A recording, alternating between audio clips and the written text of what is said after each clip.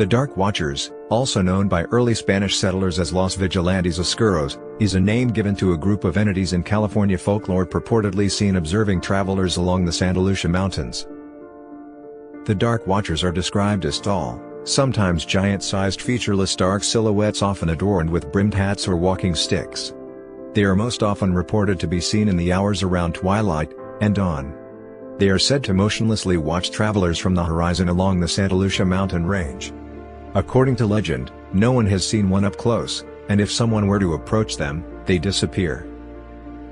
While sometimes attributed to the Chumash people who historically inhabited the central and southern coastal regions of California, nothing analogous to the legend appears to exist in their mythology. When Spanish settlers first moved into the area, they were said to have witnessed the Dark Watchers, whom they dubbed Los Vigilantes Oscuros. The Dark Watchers are most famously given a brief mention in John Steinbeck's Flight, included in the 1938 collection of his short stories The Long Valley. Pepe looked suspiciously back every minute or so, and his eyes sought the tops of the ridges ahead. Once, on a white barren spur, he saw a black figure for a moment, but he looked quickly away, for it was one of the Dark Watchers. No one knew who the Watchers were, nor where they lived, but it was better to ignore them, and never to show interest in them. They did not bother one who stayed on the trail, and minded his own business. Along with this, Watchers are also referenced by poet Robinson Jeffers in the titular poem of his 1937 collection Such Counsels You Gave to Me, and other poems. He thought it might be one of the Watchers, who are often seen in this length of coast range, forms that look human to human eyes, but certainly are not human. They come from behind ridges to watch.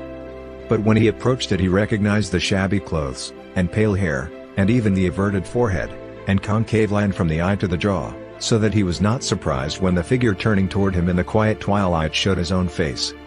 Then it melted, and merged into the shadows beyond it.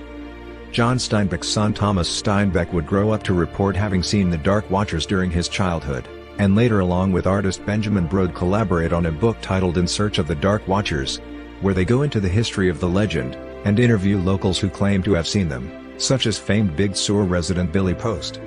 According to newspaper archives in the mid-1960s, a Monterey Peninsula local, and former high school principal went on a hiking trip in the Santa Lucias when he suddenly spotted a dark figure standing on a rock, and surveying the area.